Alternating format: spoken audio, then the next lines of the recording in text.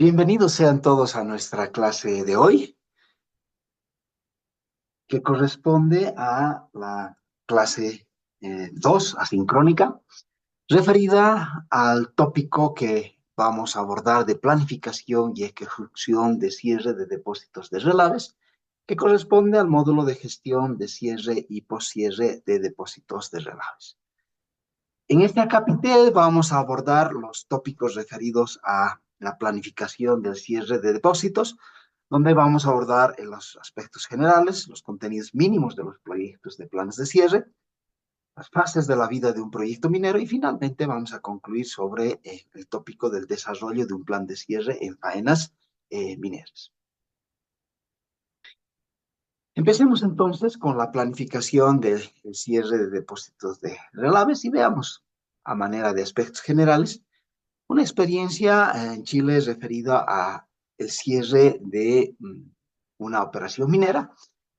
Sobre todo, especialmente cuando no se tenía, digamos, la planificación de lo que son los cierres de faenas mineras. De tal manera de que acá queremos mostrar algunas experiencias que se han desarrollado para poder concretar el cierre de una faena minera. Este trabajo ha sido presentado por mi colega Mauricio Lemus, quien está trabajando en estos tópicos del cierre de faenas. Él hizo su exposición referida a rehabilitación de ambientes degradados por la minería, fundamentos y experiencias prácticas. Entonces, ya sabemos que Chile es definitivamente un país importante en términos de explotación minera y que definitivamente cuando se ha desarrollado la explotación minera, sin la componente ambiental, ha generado obviamente enormes efectos de impactos ambientales. Se puede ver, por ejemplo, en los sitios de almacenamiento de relaves, donde si bien la estabilidad química está garantizada, tomando en cuenta de que no hay la formación de drenajes ácidos de roca, es decir, que estos sitios de almacenamiento, como no llueve, son estables químicamente, pero sí hay un problema en términos de alteración de la calidad de aire, es decir, cuando hay ráfagas de viento se suspende material particulado que altera la calidad del aire, especialmente en las concentraciones de PM2.5 y PM10. De la misma manera, las fundiciones han generado efectos de impacto ambiental, es decir, que cuando se ha llevado adelante los procesos de concentración de minerales de sulfurados de cobre, una vez que se han obtenido los concentrados de cobre por el procesamiento mineral, estos serán llevados o son actualmente también llevados a fundiciones, donde cuando no existía la componente ambiental se generaban fuertes emisiones de especialmente CO2, que generaban las lluvias ácidas, de tal manera de que esto ha provocado la degradación de suelos eh, en inmensas áreas, debido a que las lluvias ácidas han generado cuando llegaban finalmente por la lluvia al suelo, han eliminado lo que es la materia orgánica de los suelos y han disuelto los componentes principales como nitrógeno, fósforo, de tal manera que así se prácticamente han eliminado la cobertura vegetal. El otro tema ha sido en sitios de almacenamiento de relaves con precipitaciones fluviales, donde sí ya no son estables químicamente, de tal manera de que hay la generación del drenaje ácido de roca y que son las principales fuentes de contaminación, especialmente de metales pesados. Los sitios de almacenamiento de los grandes relaveras y también el otro problema que es la erosión, especialmente de suelos, y el tema de lo que normalmente, digamos, temas de estabilización de suelos, de tal manera de que pendientes digamos, pendientes muy grandes que generaban entonces un riesgo de desplazamiento de los suelos. Es decir, que definitivamente las operaciones mineras sin la componente ambiental han generado definitivamente efectos de los impactos en los diferentes factores ambientales. En Chile, entonces, lo que se ha hecho es la regulación a través de la 20551, que regula el cierre de faenas mineras. Esta ley ha sido promulgada el 21 de noviembre del 2011, que regula el cierre de faenas y señala que el objetivo del plan de cierre de faenas mineras es la integración del conjunto de medidas y acciones destinadas a mitigar los efectos que se derivan del desarrollo de la industria extractiva minera en los lugares en los que ésta se realice de forma de asegurar la estabilidad física y química, especialmente de los sitios de almacenamiento de residuos. Ya hemos visto con mayor especificidad esta normativa. Acá es interesante un poco hablar de una diferenciación entre lo que es la restauración y la rehabilitación que muchos eh, confunden. Cuando hablamos de restauración significa de que vamos a hacer el cierre de la faena de tal manera de que una vez que hayamos terminado el cierre, prácticamente dejemos exactamente igual a los factores ambientales antes, al igual, o sea, igual que a lo que era antes del inicio de la faena minera. Entonces, normalmente eso no va a ser muy fácil de lograr, o sea, es prácticamente imposible. Por eso no hablamos de restauración de los sitios o restauración en las faenas mineras, sino hablamos de una rehabilitación. Una rehabilitación implica que no vamos a llegar al sitio similar a lo que era antes de iniciar la actividad minera, pero vamos a alcanzar un sitio de tal manera que los efectos de impacto sobre los factores ambientales sean los menos significativamente posibles. En esta presentación se ha hablado de la estabilidad de taludes, el tema de lo que es la estabilización física en términos de revegetación de depósitos de relaves y la fitoestabilización de los mismos y finalmente las relaveras y finalmente un poco hablar de cómo se hace entonces la rehabilitación de sitios que han sido degradados por la actividad minera a través de la revegetación. Empecemos entonces con el tema de lo que es la bioestabilización de taludes. Todos los sitios de almacenamiento, no solamente del material estéril que sale de la operación minera, sino que también de los sitios de almacenamiento de relaves, tienen en muchos casos, por ejemplo, taludes demasiado empinados, de tal manera de que la estabilidad física se ve comprometida, al igual que en el sitio de almacenamiento de desmontes. En ese contexto es importante entonces rehabilitar taludes inestables, cuyos objetivos van a pasar por disminuir la erodibilidad y la inestabilidad del talud, como se puede ver acá, recuperar la revegetación de las formaciones vegetales preexistentes y inducir procesos autógenos de tal manera de que así se logre entonces la estabilización física de estos taludes. En ese contexto, cuando hablamos de estabilización de taludes, la idea es que de alguna manera se logre disminuir el riesgo de desplazamiento del material que se encuentra en los frontis de los taludes. Eso puede ser utilizando, por ejemplo, lampazos, neumáticos, piedra, etcétera, de tal manera de que así se logra entonces, de alguna manera, fortificar los taludes. Y la otra es considerar, por ejemplo, introducir maderos en el frontis de los taludes de tal manera que así se logre su estabilización. Entonces, una vez que se ha logrado la estabilización de estos taludes, se tiene que llevar adelante la implementación de la cobertura vegetal. Como ejemplo, podemos ver Quebrada Tez y Cancha Kelly son laderas ubicadas en las cercanías de la Fundición Caletones. Fíjense, si es que no se interviene, las lluvias directamente lavan, entre comillas, el suelo, es decir, hacen de que el material del suelo sea arrastrado por la corriente del agua y no existe entonces ninguna cobertura vegetal que frene este fenómeno. En ese contexto, lo que se ha hecho es introducir, entonces, como se puede ver, callapos de madera, de tal manera de que esa introducción de callapos garantiza la estabilidad del talud. Pero una vez que se ha introducido estos callapos, si no tiene cobertura, se va a seguir lavando el suelo con las lluvias. Si es que hay precipitación en la zona, entonces para evitar ese riesgo, lo que se hace es entonces llevar a cabo la hidrosiembra. Es decir, que permite que en lugares de difícil acceso se logre una cobertura vegetal rápida, disminuyendo en un corto tiempo la erodabilidad de las laderas inestables. Acá se puede ver como en Quebrada Kelly, en Quebrada Tess, en la ruta del ácido. El ácido se está, entonces, una vez que se ha logrado la estabilización física de los taludes, llevar adelante la hidrosiembra. La hidrosiembra no es otra cosa que introducir semillas de cobertura vegetal autógenas a fuertes presiones, de tal manera de que así estas semillas puedan introducirse por presión en el suelo y lograr así su germinación. Pues se puede ver la quebrada Tess, por ejemplo, que una vez que se ha hecho la estabilización física, luego la estabilización con la cobertura vegetal, de tal manera de que así se evita entonces el arrastre del material y la erodabilidad del talud.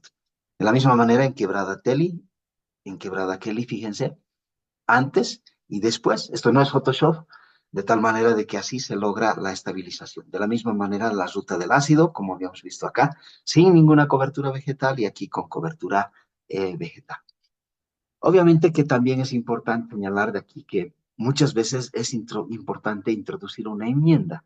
¿Eso qué quiere decir? Que el suelo, si es que no tiene materia orgánica y si no tiene los nutrientes como sea el nitrógeno, fósforo, no va a haber posibilidad de que se pueda generar la cobertura vegetal.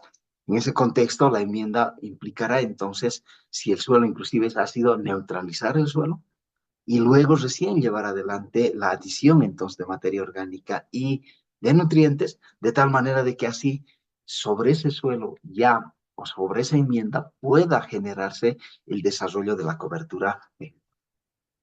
En el tema de lo que es la rehabilitación de sitios de almacenamiento de relaves, ¿qué se ha hecho? Fíjense el problema principal que se tiene, especialmente en zonas de poca precipitación, donde la estabilidad química no es un problema, es decir, no hay generación de drenaje ácido de roca. Ya sabemos que el drenaje ácido de roca se genera cuando tres ingredientes están siempre presentes.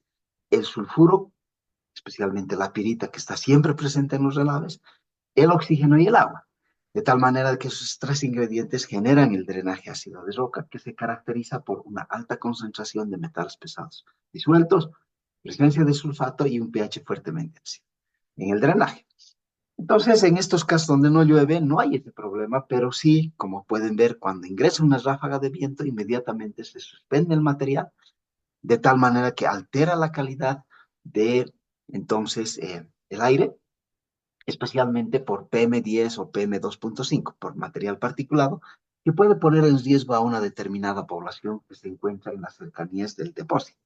De tal manera, la idea es llevar adelante eh, o introducir cortinas verdes que hagan o que eviten que el viento ingrese a estos sitios y levante ese material particulado.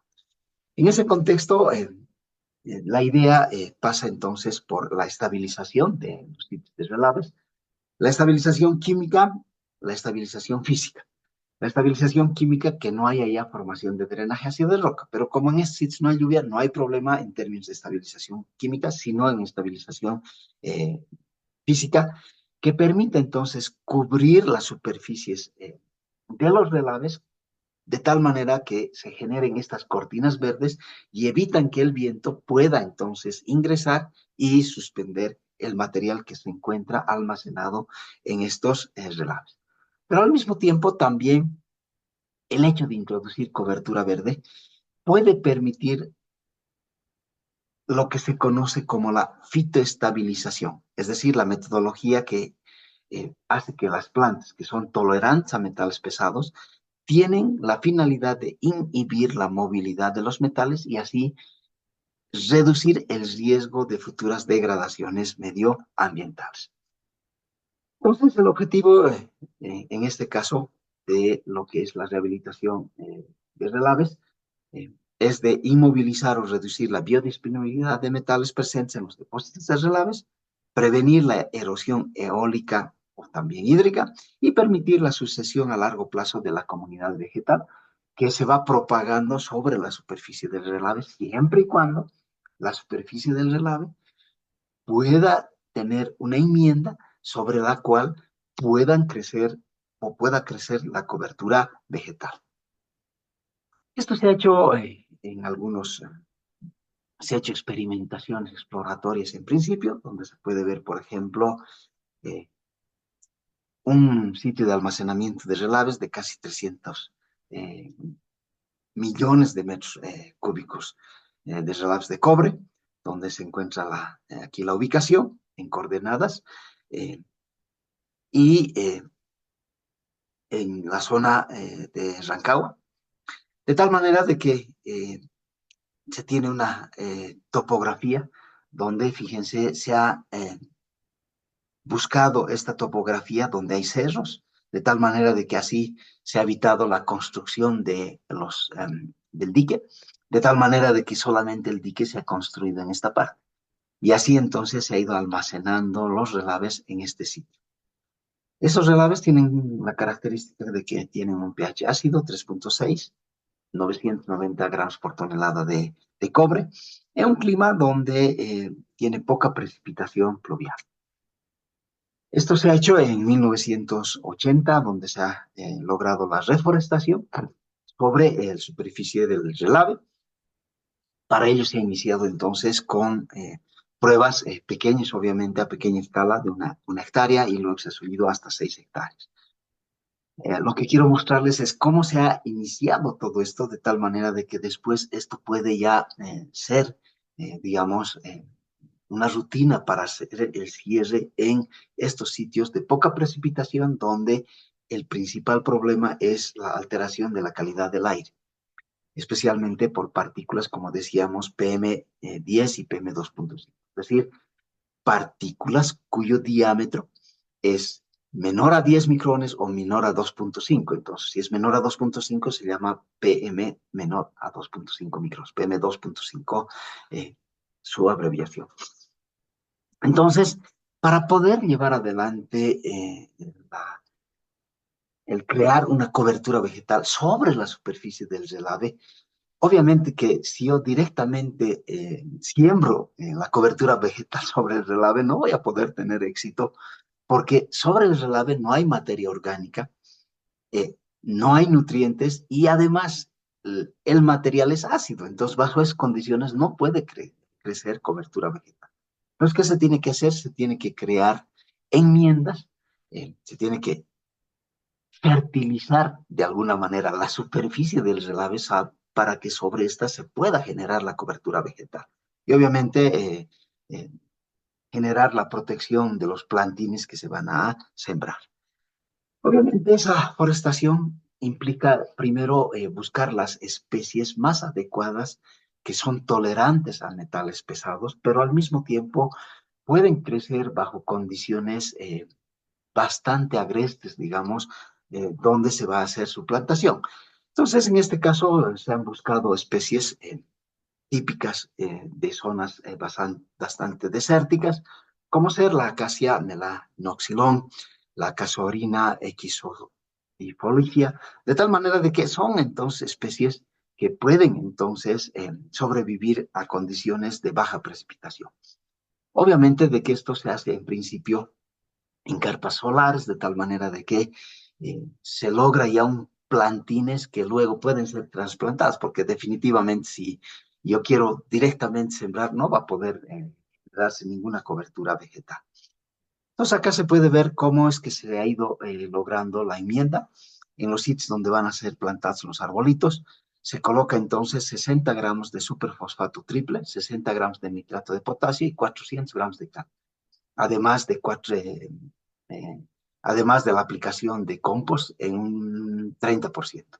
¿Eso qué implica? De que el compost es la materia orgánica, la cal permite neutralizar el suelo, entre comillas, es la superficie del relave, y los nutrientes que es el fósforo, el nitrógeno y el potasio, que van a permitir entonces el crecimiento adecuado de los plantines. Entonces, lo que se ha hecho es, como se puede ir viendo, generar estas enmiendas, de tal manera de que en cada una de estas enmiendas se va a llevar adelante la plantación de los arbolitos. El otro tema es que además ya sobre la superficie misma se ha introducido también eh, para generar el crecimiento de cobertura autóctona, ya no plantas, sino cobertura autóctona.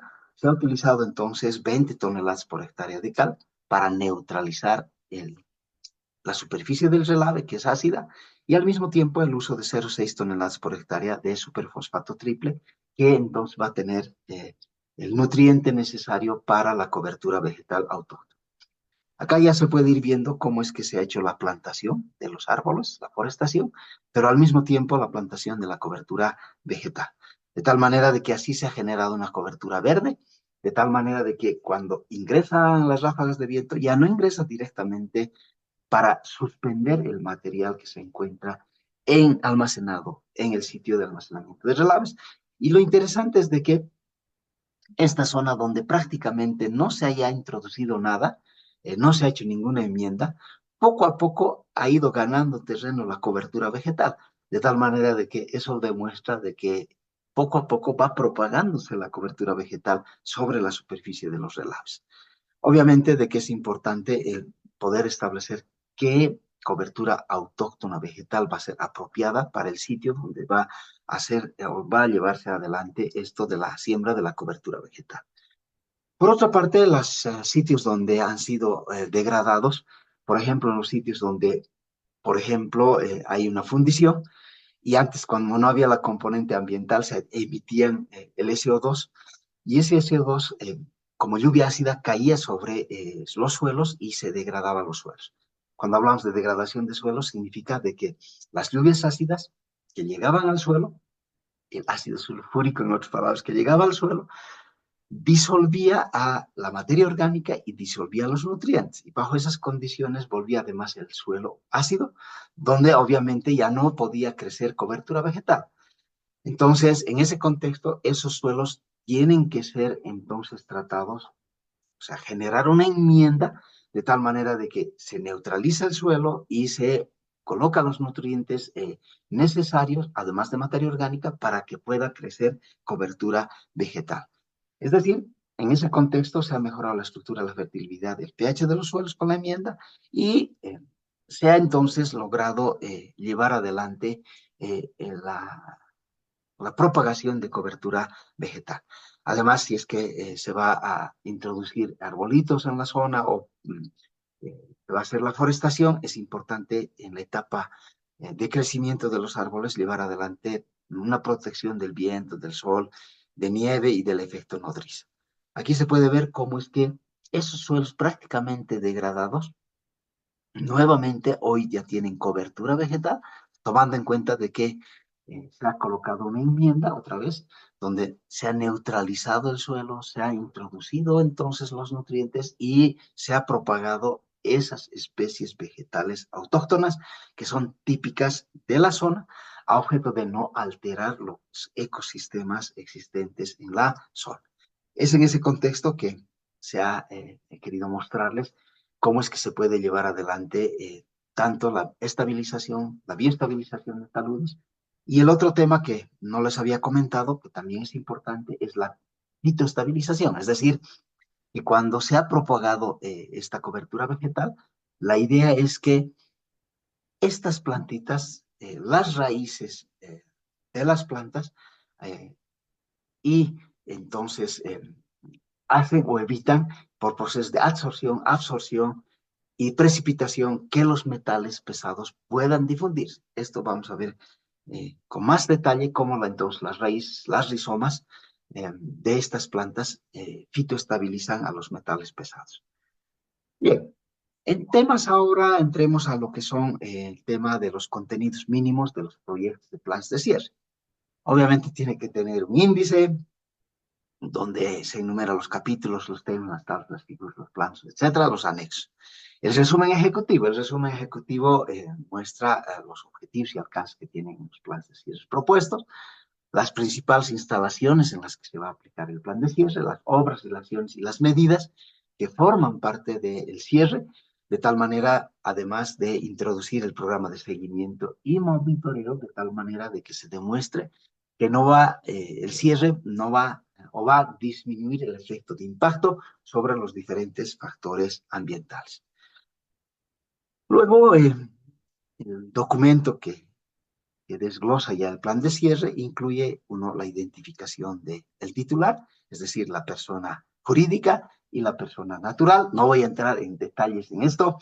El nombre del proyecto, indicar además si el proyecto siempre se trata de un cierre parcial o un cierre total. Vamos a ver la diferencia entre ambos un poco más adelante. ¿Dónde se localiza la faena minera? De tal manera de que así se tiene la primera parte.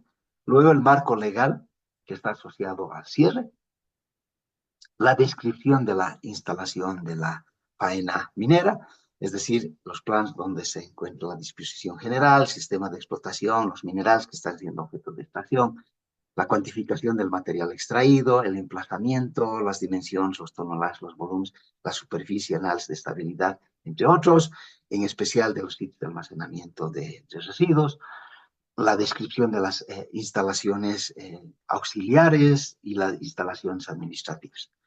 Luego, la descripción del sitio que se quiere cerrar, de tal manera de que en esto se tiene que tener información geológica, geomorfológica, hidrogeológica, edafológica, climatológica, de calidad de suelos, calidad de agua, calidad de aire, estudios hidrogeológicos de flora, fauna, etcétera, que de alguna manera ya se han o ya se tienen al inicio del proyecto cuando se hace el diagnóstico de línea base, pero además, a medida que se ha ido desarrollando el proyecto, también se ha ido contribuyendo y enriqueciendo estos estudios. Luego, ¿qué actividades van a contemplar el cierre de los sitios donde se va a hacer, ¿no?, de tal manera que se tienen que justificar obras, acciones y medidas de tal manera que se disminuyan los efectos de impacto donde se va a hacer el cierre. Además, el cronograma de actividades y los montos de inversión. Y finalmente, los anexos. Muchos de que participan en nuestros cursos no necesariamente son del área minera. Es por eso que es importante también un poco dar un pantallazo general de lo que trata un proyecto minero y cómo en cada una de las etapas de la fase de vida de un proyecto minero ya se tiene que tomar en cuenta el tema del cierre. Es decir, que el cierre no es la etapa final y que no está ligada a ninguna de las etapas de la vida útil del proyecto. Es decir, el cierre va a estar siempre en cada una de las etapas. ¿Y cuáles son las etapas o las fases de la vida de un proyecto? La etapa de exploración, la etapa de la demostración de la factibilidad económica del proyecto.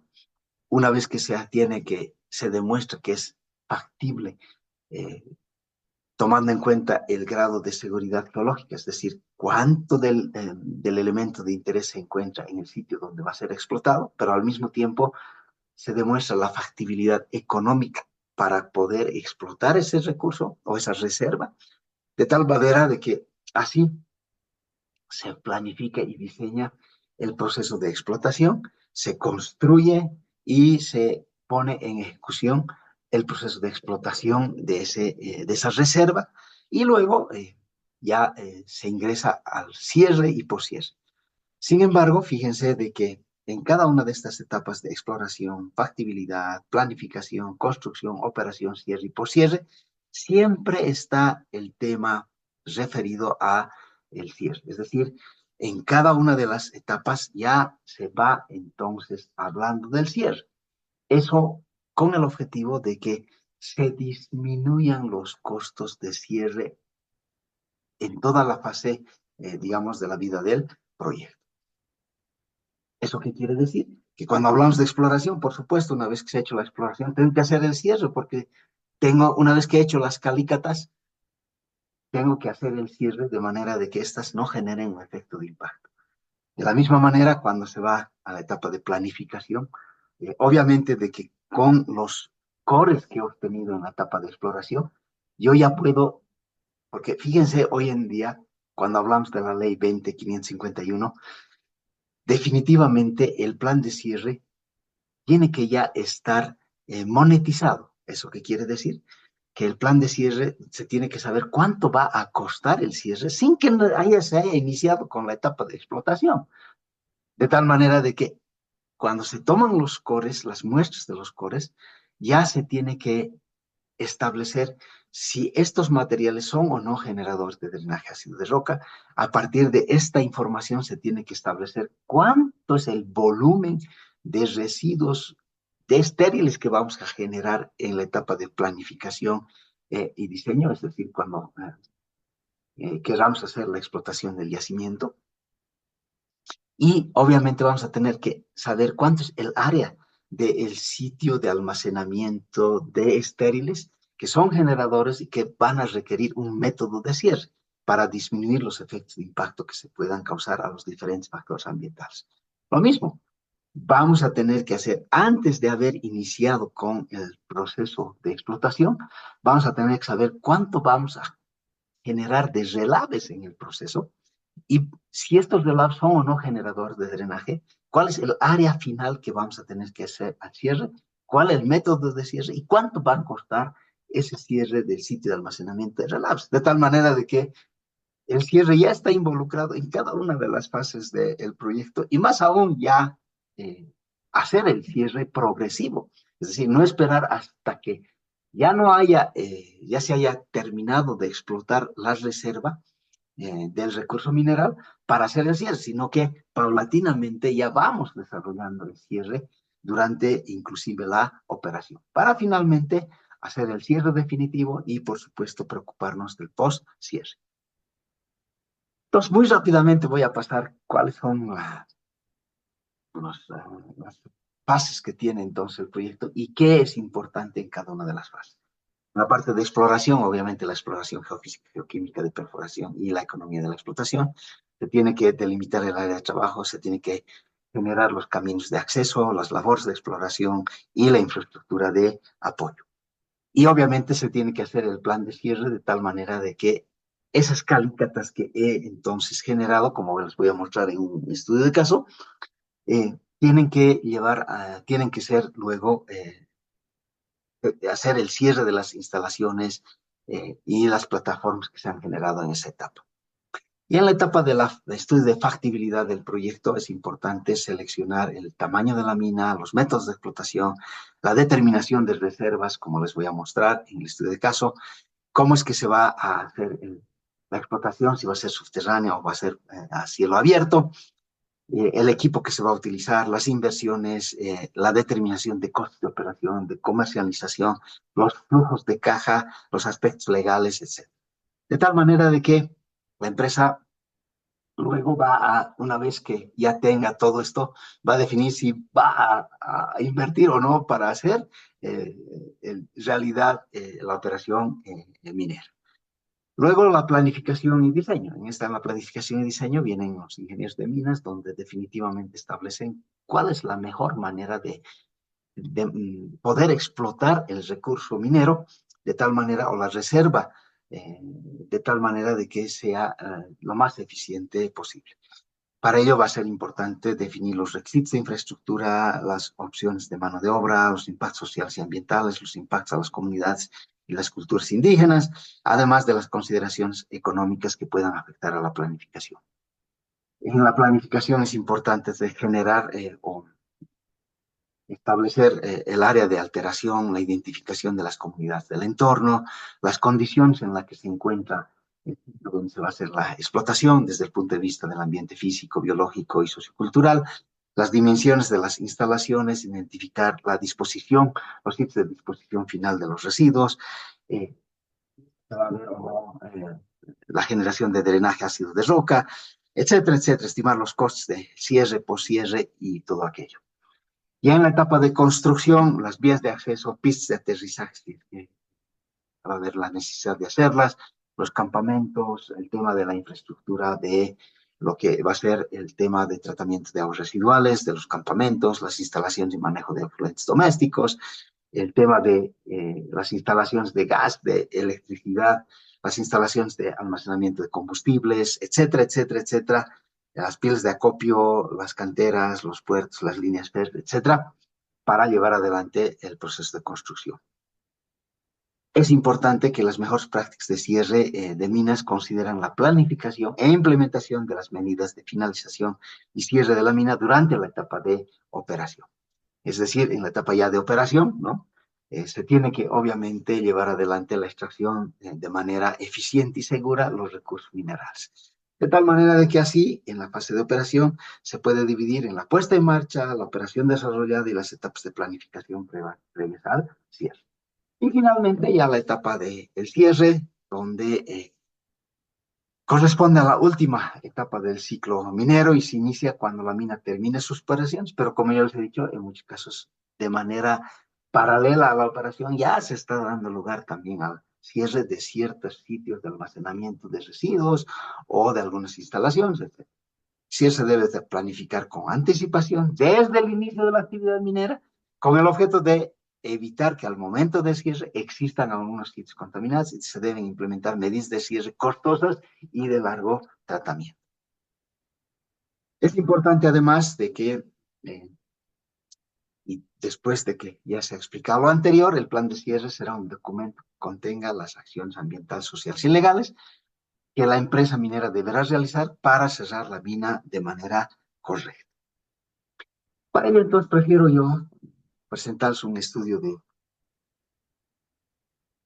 caso, como un proyecto, o sea, desde el proyecto de una mina, ya se tiene bien planificado el tema del cierre. Es el caso del proyecto Maycucota aquí en Bolivia, que se encuentra localizado en el altiplano boliviano, más o menos se encuentra entre Oruro y Cochabamba, aquí en Bolivia, donde obviamente se ha hecho en primer lugar el estudio geológico de la zona, el mapeo geológico de la zona. Luego, obviamente, el inversionista ha comprado las concesiones para llevar a recién la exploración, porque ya se tenía, digamos, datos o información preliminar de que en estos sitios había la existencia, en este caso específico, de plomo, plata, zinc. Una vez que se ha entonces llevado adelante la compra de las cuadrillas, entonces se empieza con la determinación de reservas. Es decir, es importante acá mostrar de que el sitio donde se va a hacer la perforación, de momento es un recurso, un yacimiento minero que en algún momento tiene que pasar a una reserva, pero para eso primero se tiene que incrementar el grado geológico de seguridad, que quiere decir, y aquí estamos planteando el incremento de grado geológico de seguridad y el incremento de grado de factibilidad económica. Con respecto al grado geológico de seguridad, primero se tiene un recurso no identificado, hipotético, pero que después a través de las perforaciones de diamantina pasan a de ser inferidos a finalmente demostrados y medidos. ¿Cuánto entonces de plata, de plomo, de zinc, de indio se tiene en este sitio que va a ser objeto de explotación? Pero cuando se ha alcanzado el máximo grado geológico de seguridad, todavía sigue siendo un recurso, mientras no se haya demostrado la factibilidad económica. En otras palabras, se hayan hecho los estudios que permitan demostrar que al explotar ese recurso vamos a tener utilidades económicas. En ese contexto, ese recurso ha pasado a una reserva. Entonces, es importante entonces definir o diferenciar lo que es un recurso de una reserva. Para hablar del grado de seguridad geológica, fíjense, en este sitio se ha hecho 42.000 metros de cores. O sea, cada uno de estos chorizos que ven acá son cores que se extraen en la perforación de diamantina. Eso quiere decir que si voy uniendo cada uno de los cores que se ha hecho en la exploración, forman 42 kilómetros, para que tengan una idea, para saber con certitud cuánto de los elementos de interés económico se encuentran en este sitio. Entonces, para eso se ha hecho los taladros de diamantina. Una vez que se sacan los cores, estos se preparan y fíjense, se van encajonando y se va a mandar al análisis de estas muestras. Como en otros países es muy caro llevar adelante esto, en muchos casos se hace la preparación inclusive de los cores de trituración, etcétera, en nuestro país. En estos casos es importante también, por ejemplo, hacer el estudio de la caja, del material encajonante que tiene la mineralización, con equipos de fluorescencia de rayos X se puede muy rápidamente determinar los contenidos con un solo disparo, el contenido de plata y del indio, siempre y cuando esté calibrado el equipo de difracción perdón, de fluorescencia de rayos X. Sin embargo, todas esas muestras se mandan al análisis químico. De tal manera de que 24.144 muestras han sido enviadas al laboratorio de análisis químico para hacer los análisis de plata, indio, cobre, plomo, zinc, talio. De tal manera de que a partir de los análisis químicos se puede determinar cuál es la concentración máxima, media, promedio, la varianza, la desviación estándar, o sea, en términos estadísticos. Es decir, que fíjense, acá se han hecho las perforaciones de diamantina en 3 sitios, y una vez que se han hecho las perforaciones de diamantina, se determina el cuerpo de mineralización que va a ser objeto de explotación. ¿Cómo se determina este cuerpo de mineralización? Es decir, con los análisis químicos por los diferentes elementos que se han hecho, se determina a partir de qué concentración es interesante llevar adelante su explotación. Entonces, los softwares de planificación minera nos permiten inmediatamente determinar los cuerpos de mineralización, de tal manera de que fuera de este cuerpo de mineralización no vale la pena llevar adelante el proceso de procesamiento porque si procesas eso vas a perder porque no tiene el contenido de los elementos de interés que están por encima de la ley Katoff. Entonces, en ese contexto se puede delimitar el cuerpo de mineralización. Quise delimitar los cuerpos de mineralización. Fíjense, aquí están las leyes que permiten entonces generar ese cuerpo de mineralización. De tal manera que materiales que tengan, puede tener un contenido por acá también de los elementos de interés, pero su contenido es tan bajo que no vale la pena procesar. Todo lo que vas a sacar de esa parte, eso tienes que llevar al sitio de almacenamiento de estériles. En cambio, lo que vas a extraer del cuerpo de mineralización es lo que en sí te va a dar una rentabilidad económica en el procesamiento. El otro tema interesante es de que cuando se va a hacer una explotación a cielo abierto o una explotación subterránea. Cuando por cada 1 tonelada de este material de cuerpo de mineralización tú extraes en promedio más de 3 toneladas de estéril, ya no te conviene hacer la explotación a cielo abierto, vas a tener que hacer una explotación subterránea. El otro tema que también es importante es que haya un cotejamiento en términos de las leyes de los análisis químicos. ¿Eso qué quiere decir? Que si yo, por ejemplo, trabajo con mi laboratorio, también tengo que enviar a otro laboratorio para estar seguro de que las leyes que yo en mi laboratorio estoy determinando sean las mismas o similares a las que pueda arrojar otro laboratorio. ¿Eso qué quiere decir? Que una misma muestra lo envío a mi laboratorio o sea, lo envío a mi laboratorio y un duplicado a otro laboratorio. Entonces, cada uno de estos puntitos implica lo que ha analizado por plata este laboratorio y mi laboratorio. De tal manera de que, claro, un solo puntito puede haber una divergencia, es decir, que en este laboratorio el valor en gramos por tonelada de plata sea diferente al duplicado. Pero si ya hago un montón de muestras, entonces tiene que haber una correlación lineal. Y si hay una correlación lineal, quiere decir que el coeficiente de Pearson tiene que ser igual a la o cercano a la unidad. En este caso, como se puede ver para el caso de la plata, como también para el indio, se tiene una correlación muy certera, muy cerca a la unidad, de tal manera de que estoy seguro de que lo que he analizado en mi laboratorio está correctamente y por eso puedo hacer entonces el estudio económico a partir de esa información. Entonces, en ese contexto, las muestras se tiene entonces ya un contenido de plata, un contenido de cobre, zinc, plomo en mi laboratorio y en el laboratorio del duplicado.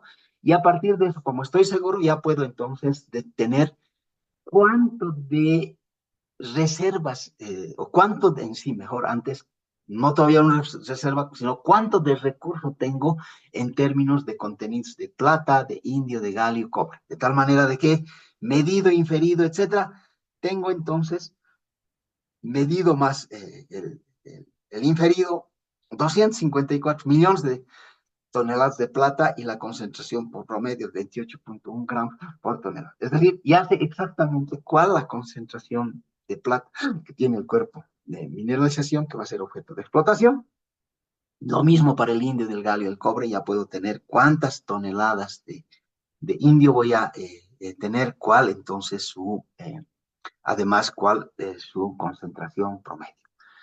En ese contexto también va a ser importante saber cuánto es la cotización que se tiene en el mercado de valores de cada uno de estos componentes. Bien, hasta ahí es el grado geológico de seguridad, pero lo que falta es el grado de factibilidad económica. El grado de factibilidad económica tiene que ser a través de pruebas metalúrgicas, pero para hacer pruebas metalúrgicas primero tengo que saber cuál es la mineralización que tiene ese cuerpo de mineralización que determina. En otras palabras, qué minerales están presentes en ese material. De tal manera de que así yo, en función a la mineralización, voy a poder buscar la mejor vía para recuperar estos elementos de interés. Y si es económicamente rentable, entonces ya ha pasado de lo que es un recurso a una reserva. Se ha hecho ese estudio y se han hecho entonces los test metalúrgicos. En este caso específico se han hecho dos pruebas a nivel metalúrgico, utilizando el ácido clorhídrico y utilizando el cianuro. Entonces se han hecho las pruebas por agitación, se han hecho también en frascos agitados, en columnas, tanto la lixiviación ácida como la lixiviación por cianuración. En primer lugar, se han tomado las muestras representativas de tal manera de que se ha hecho nuevamente el análisis para determinar cuál es el contenido de los elementos de interés y luego se han hecho los test en columnas, en botellones, etcétera, y se han obtenido las extracciones máximas que se pueden obtener en cada uno de los procesos. Una vez que se ha hecho aquello, ya se hace, por ejemplo, un poquito más el escalonado en columnas, por ejemplo, de tal manera de que se va variando los diferentes parámetros. Granulometría, como se puede ver, por ejemplo, acá, más adelante, y se va determinando cuánto es la extracción máxima. En el caso de la lixiviación ácida, por ejemplo, se ha llegado a 73.6% de extracción de plata, 91% de cobre, 88% de plomo, 75% de zinc, galio 46%. Además de la extracción de indio. En este caso se puede entonces plotear la recuperación en función de los días que va pasando la lixiviación en las columnas, de tal manera que aquí se ha variado la granulometría. Cuanto más fina la granulometría y después de su aglomeración, mayor la extracción de plata que se puede obtener, de la misma manera que para el caso del indio, donde se puede alcanzar extracciones por encima del 80%. De tal manera que así, metalúrgicamente, puedo optimizar el proceso y decir, la mejor prueba permite entonces a un cuarto de material, a 73% de plata, 81% de extracción de indio y extracciones de plomo, zinc, cobre y galio, tal cual como se muestra en esta tabla. A partir de eso, digo, esta es la única alternativa? A ver, veremos la cianuración si nos permite o no obtener mayor extracción. Se han hecho entonces pruebas metalúrgicas de extracción en columnas, se ha ido viendo cómo se va extrayendo en función de los días para diferentes muestras y se han hecho una curva de extracción, pero al final se dice de que el tema de la cianuración es bien complicado en nuestro medio, tomando en cuenta de que el efecto tóxico que puede tener el cianuro, aunque si se maneja adecuadamente los procesos de cianuración, no hay problema, pero para la gente, en nuestras comunidades, el hablar de cianuro es pecado, de tal manera de que se ha entonces dicho, el proceso de extracción va a ser por lixiviación ácida. En ese contexto, y como ya se tiene las pruebas en columna, yo puedo ya diseñar y dimensionar eh, bajo qué condiciones ya en planta a nivel industrial se va a llevar adelante la lixiviación en pilas. De tal manera de que así yo puedo tener, por ejemplo, para tratar 40.000 toneladas, se va a requerir una superficie en la pila de 363 metros cuadrados, una altura de la pila de 8 metros cuadrados. Para eso, obviamente, necesito la densidad del material. Tengo que, además, cuántos va a ser el, la percolación, o sea, el regado de la pila, bajo qué condición se va a realizar, 3 litros por hora por metro cuadrado durante 31 a 120 días. De tal manera de que así, con las recuperaciones de 73% de plata, porque ya se puede hacer a mayor escala y cuanto se hagan las pruebas a mayor escala, mucho mayor certidumbre se va a tener en los indicadores económicos como ser el, el valor neto actual, el tema del TIR o la relación beneficio-costo. De tal manera de que así se han hecho estas pruebas, de tal manera que se tiene 73% de plata, de tal manera de que diariamente se va a producir 904 kilos de plata cuando trate 40.000 toneladas de material. Lo mismo del indio. ¿Cuánto de indio? 191 kilos de indio que va a ser obtenido en los procesos. Luego se han hecho pruebas a mayor escala, ya en celdas más grandes, de tal manera de que así se puede entonces luego ya diseñar y dimensionar la planta de tratamiento de 40.000 toneladas, va a requerir 6 celdas, de tal manera de que esas celdas van a operar y obviamente luego ya se dice dónde van a estar dispuestas, dónde se va a disponer las celdas de la lixiviación, dónde se van a ir los estériles, dónde van a ir los materiales, a dónde se va a construir la relavera, y en función a todo eso se va empezando a poner números, es decir, cuánto va a costar cada una de estas cosas.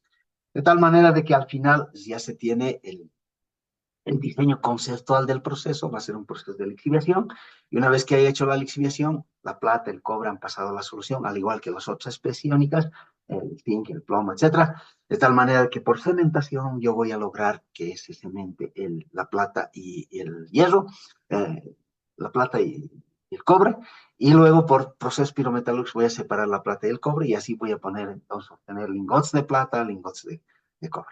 Y luego, la solución tengo que recuperar el indio. Para recuperar el indio voy a ir añadiendo cal, de tal manera de que cuando llegue a valores de pH de 5.3 se va a precipitar el hidróxido de indio, y eso por un proceso pirometalúrgico voy a recuperar los lingotes de indio. Y finalmente, la solución voy a añadir sulfuro de sodio, de tal manera de que precipite el cobre, el plomo, el zinc en forma de sulfuros. De tal manera que así he logrado entonces el diseño conceptual de todo el proceso. Y luego tengo entonces que hacer ya los datos económicos para ver si hay factibilidad económica para poder entonces extraer estos elementos de interés económico. Entonces, un proyecto, una estimación económica adecuada, más o menos inicial, nos permite señalar que se va a requerir 200 millones de toneladas de lixiviación, se va a desarrollar, y en la primera etapa de la vida útil de la mina, y luego otros 13.2, se va a generar 13.2 millones de plata. Es decir, yo tengo que saber cuánto de plata voy a producir, cuánto de indio, cuánto, y en función a su cotización en el mercado, voy a saber cuánto de ingresos voy a poder tener en todo el proyecto. Es importante entonces, además, determinar cuánto va a ser la inversión inicial que va a representar el proyecto, lo que implica entonces tengo que diseñar, dimensionar las estructuras de energía, de agua, etcétera, de los diseños y dimensionamiento de todos los equipos, cuánto va a costar todo, y todo eso la suma me va a dar cuántos millones de dólares tengo que invertir. Por otra parte, va a ser importante también cuánto de plata, de indio, de galio y de los otros elementos voy a ir recuperando en función del tiempo, de tal manera de que en la medida que vaya, ya sabemos cuánto va a ser la recuperación promedio de plata, de indio, de galio, de cobre, y en función en la medida que vaya entonces operando, va a ir recuperando la plata, y si voy vendiendo, voy a tener entonces el flujo de caja. De tal manera de que así finalmente voy a tener el resumen financiero total, de tal manera de que en función a la cotización en el mercado, tomando en cuenta el menor precio, el precio medio y el mayor precio, voy a entonces de alguna manera tener cuánto en sí voy a tener como ingreso. Pero al mismo tiempo también tengo que saber cuánto van a ser los costos de operación, los costos de inversión, etcétera, para finalmente tener el valor presente neto de cuánto voy a ingresar, o sea, voy a tener como ingresos en el proyecto en función de las cotizaciones baja, media o alta, cuánto va a ser la tasa interna de retorno del proyecto. Eh, es decir, este indicador nos va a permitir establecer cuánto va a ser la tasa de retorno. Es decir, si es más que el banco, perfecto, si va a ser menos que el banco, prefiero meter toda la plata en el banco y obtener entonces ese rédito y ya no hacer la operación minera. Entonces, de esa manera entonces se hacen los cálculos económicos. Un poco más metiéndonos en el tema y bien rapidito, o sea, alargar de esto.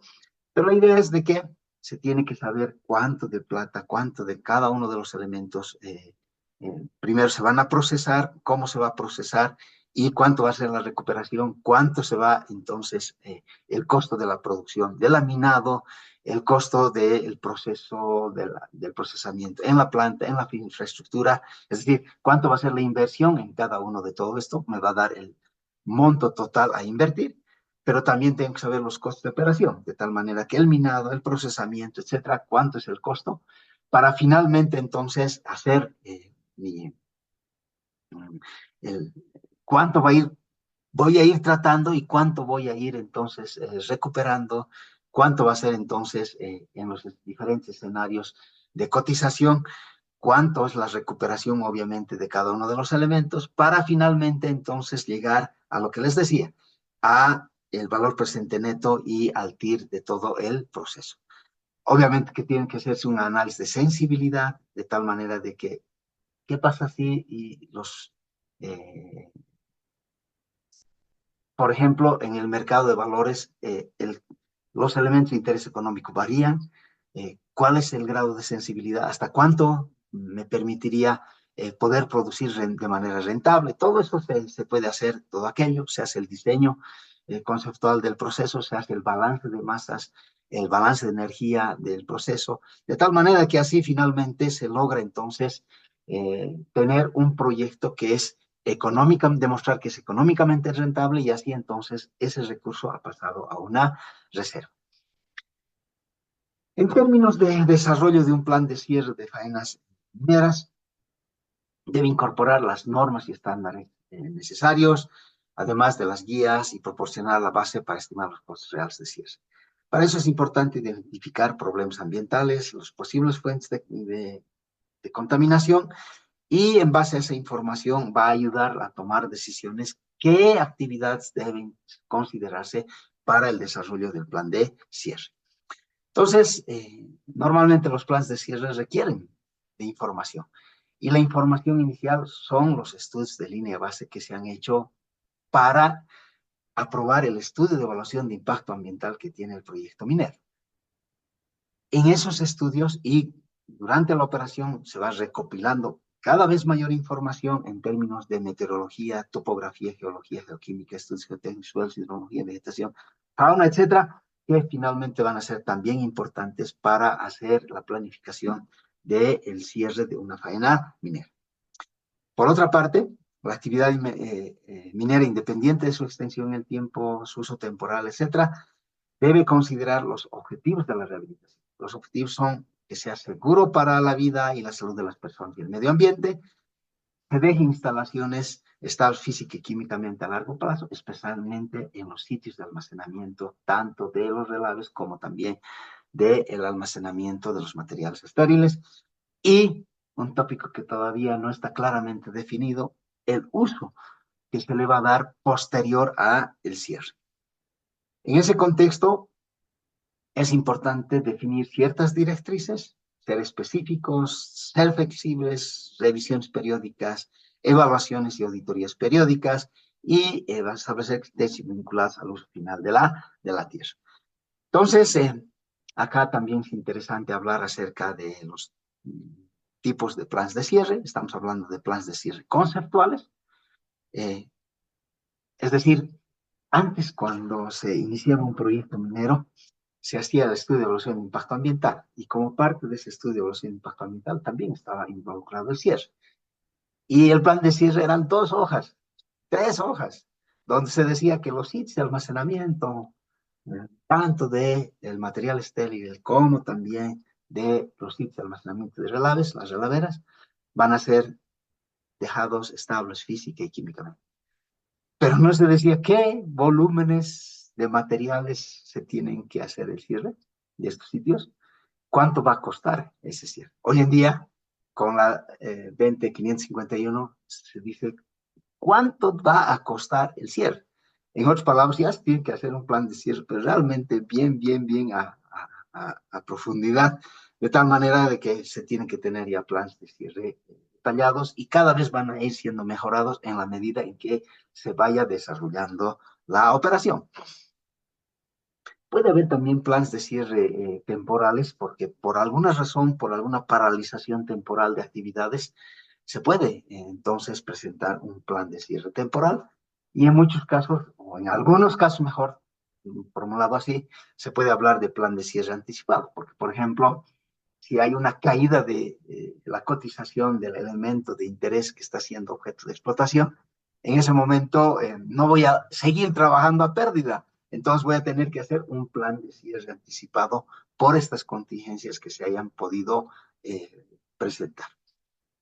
Pues muy rápidamente también, voy a abordar a qué pasos normalmente se sigue para llevar adelante estos planes de cierre. Entonces, en especial para Chile es interesante hablar de la mediana y la gran minería. Entonces, ya sabemos por el tamaño de las capacidades, la gran minería más de 10.000 toneladas, como habíamos en la ley 20.551, ya hemos establecido aquello. Entonces, algunos contenidos, o sea, a continuación, los principales contenidos del plan de cierre. Primero se debe identificar la faena, es decir, temas de RUC, NIDS y todo aquello.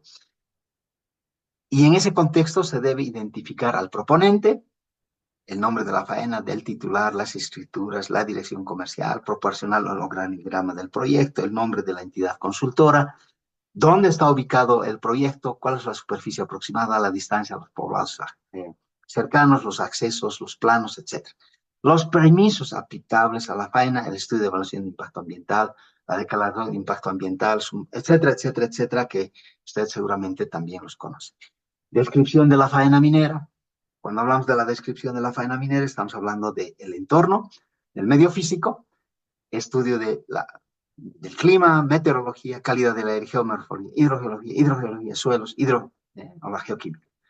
El medio biótico, terrestre y marino, vegetación, flora, fauna, el medio humano, dimensión socioeconómica, cultural y paisaje. Luego, además, en esta descripción de la faena minera y descripción del entorno de la faena, también está la descripción de la operación, cuánto o los niveles de extracción del mineral, la producción de productos, tratamiento del mineral, la capacidad instalada, número de trabajadores, medios de transporte, además de la descripción de las instalaciones de la faena, de las instalaciones principales y de las remanentes.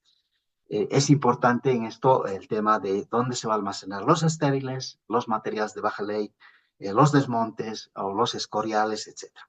Las instalaciones complementarias, es decir, que por sus características requieren medidas especiales en términos de desmantelamiento, mantenimiento, transferencia a la comunidad, edificios, equipos, maquinarias, etc. Y las instalaciones auxiliares. Luego, las características de la instalación. Me refiero a cada una de las instalaciones remanentes, complementarias o auxiliares, que debe tener una descripción adecuada, la ubicación de cada una de estas instalaciones, la evaluación de riesgos que se pueden tener estas instalaciones remanentes, además de las medidas, actividades y obras de cierre. Entonces, por ejemplo, el sitio de las escombreras ya se tenía referencia en el estudio de evaluación de impacto ambiental, pero ya se tiene cuántos metros cuánto se ha cubicado y cuánto es el área que se tiene que llevar adelante la rehabilitación.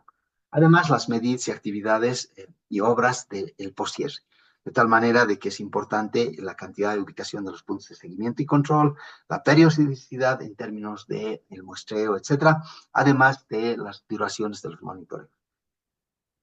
El cronograma de cierre, por supuesto, que también tiene que ser parte de esto. Es decir, cuándo se va a iniciar, cuándo se va a ejecutar y cuándo se va a dar lugar a la liberación de las garantías. El cronograma, obviamente, que es importante establecer. Esto les voy a mostrar un poco más a detalle cuando veamos la parte financiera.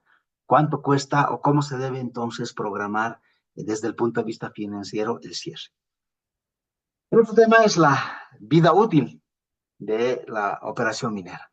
Es decir, la vida útil va a ser función, obviamente, de cuánto de recursos minerales se encuentran en el sitio donde se va a hacer la explotación del yacimiento. Esto está basado en la ubicación, la cantidad, la ley, la continuidad, las características geológicas, etcétera.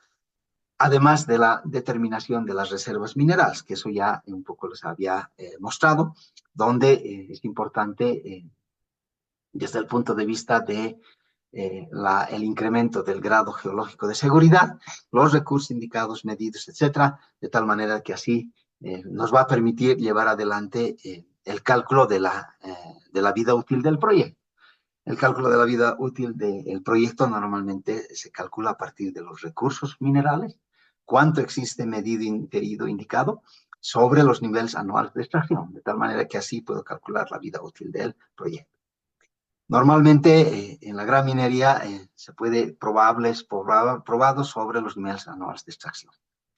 La caracterización físico-química es importante de los materiales que son extraídos, ya sea en las explotaciones a cielo abierto o subterráneas.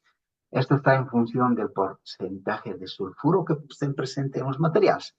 En la normativa europea se dice que cuanto el contenido mayor a 1%, inmediatamente estos residuos son generadores de drenaje ácido, no son estables químicamente y si tienen que entonces generar medidas adecuadas para el cierre del almacenamiento de estos residuos. Entonces, cuando se hace la exploración de diamantina, no solamente se hace la caracterización por los elementos de interés económico, sino que también desde el punto de vista del comportamiento geoquímico de estos, es importante hacer el análisis por calcio, por sulfato, por la presencia de sulfuro, porque así vamos a poder predecir su comportamiento geoquímico. Y a partir de esa predicción vamos a poder saber qué cantidad de estos materiales van a ser almacenados en principio en los sitios de almacenamiento del material estéril y si estos residuos van a ser o no generadores de drenaje y si van a ser generadores de drenaje en función al volumen, al área y el método de rehabilitación, vamos a saber cuánto va a costar la rehabilitación de estos sitios de almacenamiento de estériles y de la misma manera para el caso de los relaves que se generan después del procesamiento metalúrgico. Entonces va a ser importante la estabilidad física y la estabilidad química. La estabilidad física especialmente por el tema de los taludes y la estabilidad química por el tema de la generación de drenaje ácido de sodio.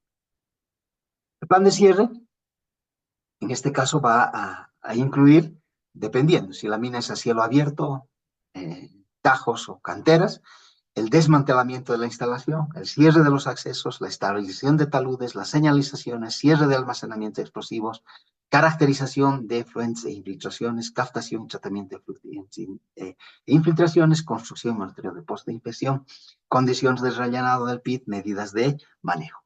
Si se trata de una explotación subterránea, en Chile casi muy pocas son las explotaciones subterráneas, por eso no voy a entrar en detalle, el sitio de almacenamiento de relaves. En el sitio de almacenamiento de relaves y botaderos y escombreras tienes que hablar acerca de los métodos de construcción del dique, estabilización de taludes, cobertura superficial para que no se genere el drenaje ácido, monitoreo de los efluentes e infiltraciones, captación y tratamiento de los efluentes e infiltraciones, compactación, caracterización química y mineralógica de los materiales que están en el sitio de almacenamiento de relaves, además de análisis de posibilidades de reutilización, reciclaje de los estériles.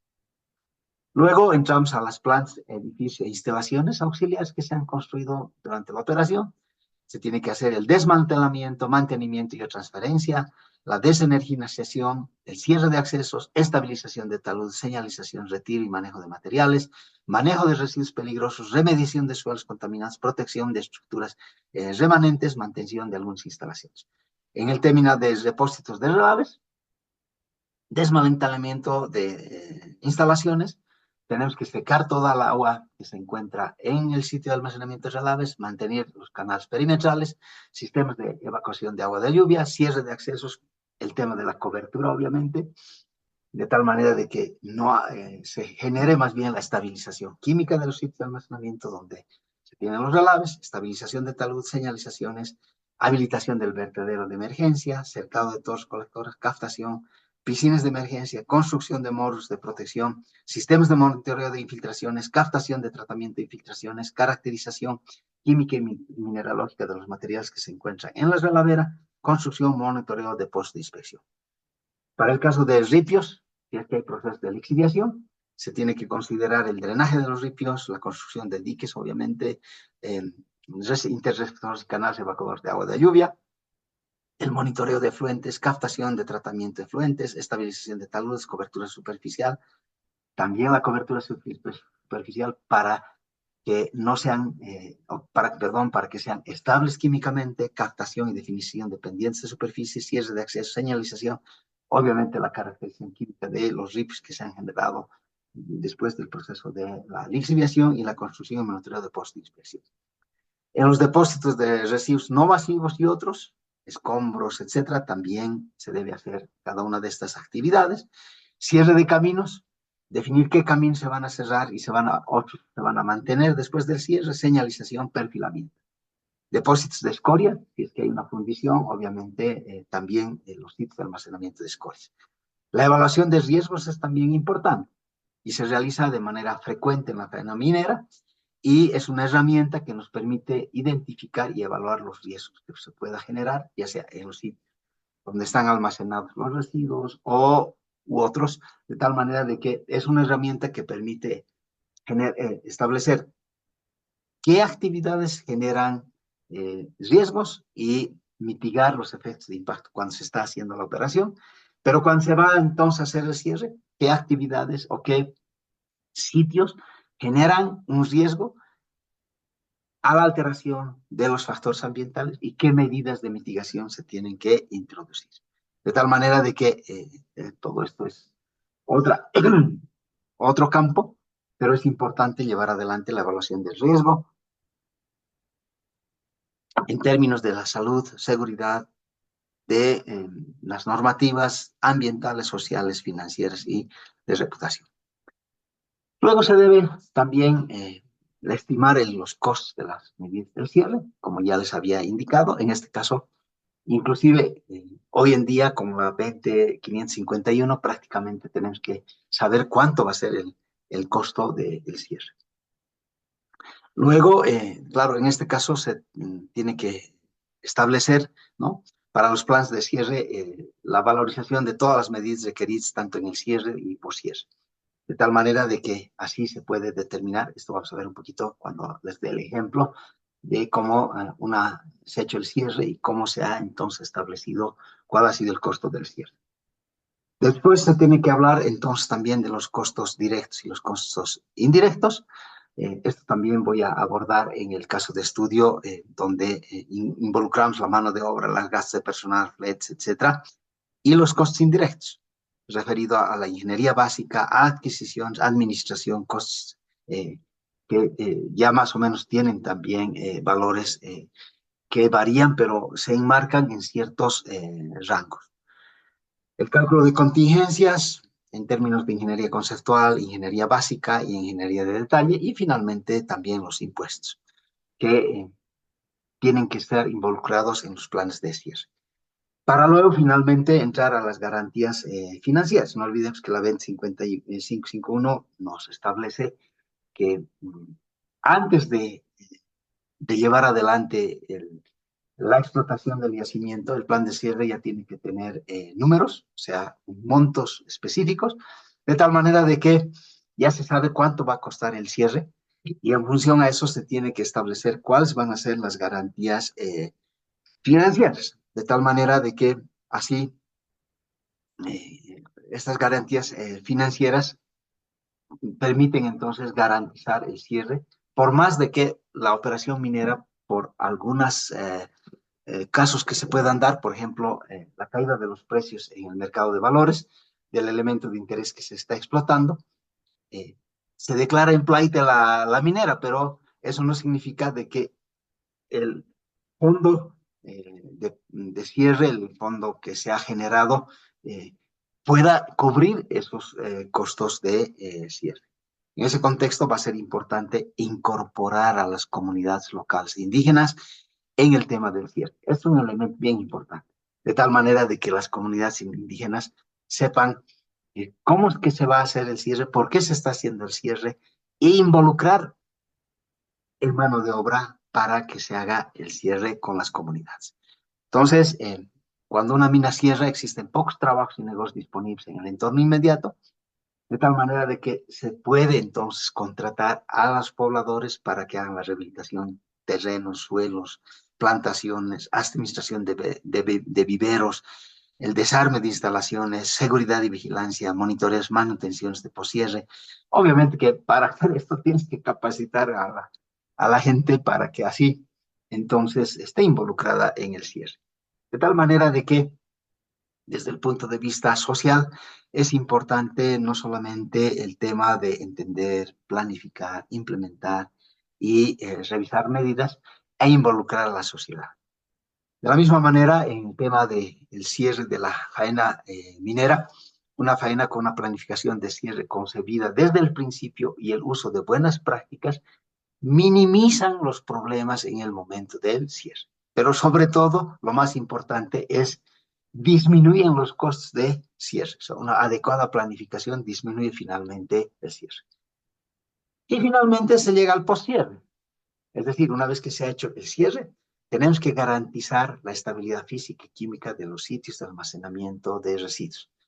Eso involucra llevar adelante un monitoreo de todos los factores ambientales, de tal manera de que estos permanezcan sin alteración cuando una vez que se ha hecho el cierre de la faena. Para eso es importante considerar los objetivos fundamentales, cuáles son la mantención de las instalaciones a perpetuidad y el uso futuro de la tierra, que como les he dicho, es un tema que todavía no está muy claro, pero que les voy a ir mostrando en el tema de cuando veamos el tópico de estrategias de economía circular, qué es lo que se puede hacer en estos sitios donde han sido objeto de cierre. Para ello, para planificar el uso posterior, se debe tomar en cuenta la ubicación donde se está haciendo el cierre, qué uso se podría dar a la tierra en el futuro, las obligaciones normativas que existen en cada uno de nuestros países, las propiedades de la tierra que también están, digamos, específicamente atribuibles en cada uno de nuestros países, la viabilidad económica y los planes regionales. Es decir, no existe un proceso único para planificar el uso de la tierra después del cierre. Sin embargo, es importante hablar de una evaluación temprana, es decir, ya ver con mucha inteligencia qué es lo que se puede entonces pensar cuando se va a hacer el cierre y qué uso se le va a dar, porque en función a ese uso va a también ser importante qué método de cierre se va a emplear, como vamos a ver. Además, considerar la capacidad de la tierra, involucrar a las partes interesadas, reutilizar la tierra y considerar el marco legal aplicable. Desafíos, dependiendo de la zona donde se ubique entonces la mina, el área de alguna manera puede ser o no reutilizable. En países desarrollados, para la preparación del sitio para otro uso, se utilizan 4 pasos de cierre: la remediación, recuperación, restauración y rehabilitación. Entonces, fíjense, hay una diferenciación en cada uno de estos. Remediación, limpieza del área contaminada a niveles, digamos, seguros, mediante eliminación o aislamiento de contaminantes. Recuperación, la estabilización física del terreno, el paisajismo, la restauración de la capa superior del suelo y el retorno de la tierra a su propósito útil. Restauración, el proceso de reconstrucción de ecosistemas y rehabilitación, el establecimiento de un ecosistema estable y autosustentable. Bien, entonces vamos a quedar acá.